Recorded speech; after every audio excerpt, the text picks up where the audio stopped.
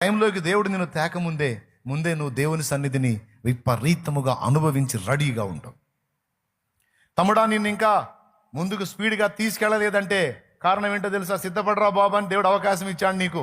చదువునైనా వాక్య జ్ఞానం తెలుసుకో, వాక్య జ్ఞానం నేర్చుకో, వ్యవహారం తెలుసుకో, మనుషులతో ఎలా ప్రవర్తించాలో నేర్చుకో, శిష్యత్వం చేయి, సిద్ధపడు.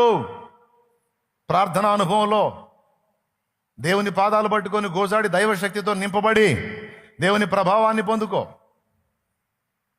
నిన్ను వాడుకోవటం మొదలు పెట్టానంటే నువ్వు ఎంతవరకు రెడీ అయ్యావో అంతవరకే వాడతాను.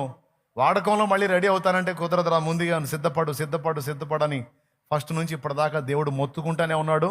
కొంతమందికి వినబడి సావట్లే. మనం ఏం చేద్దాం అంటే వాళ్ళకి వెళ్ళి చూశానని వాళ్ళు అనుకున్నారు. మీ సంగతి కూడా చెప్తున్నాను నేను.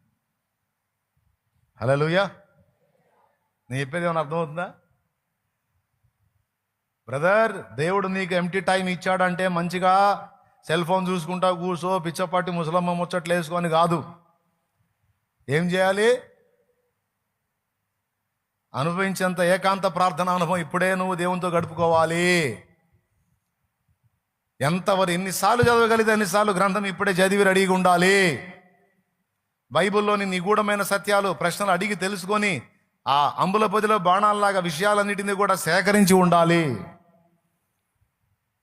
భారతదేశంలో సేవ చేయాలనుకుంటే ఇండియా హిస్టరీ చదవాలి, భారత రాజ్యాంగం చదవాలి, భారతదేశంలోని మతాల మూలాలు చదవాలి, సంస్కృతి సంప్రదాయాలు చదవాలి. మందుగుండు సామాగ్రి అంతా దేవుడిచ్చిన టైంలోనే రెడీ చేసుకోవాలి. అర్థమైందా?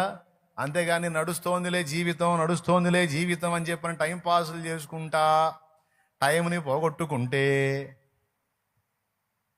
నువ్వు ఏ స్థాయిలో రెడీ అయ్యావో ఆ స్థాయిలోనే వాడబడగలుగుతావు.